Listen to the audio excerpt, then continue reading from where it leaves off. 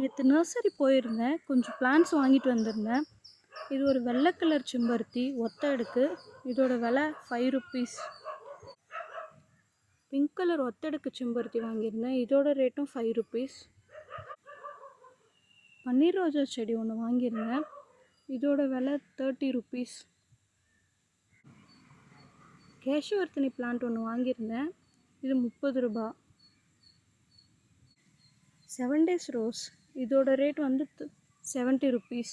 நிறைய பிரான்ச்சோடு தான் இருந்துச்சு.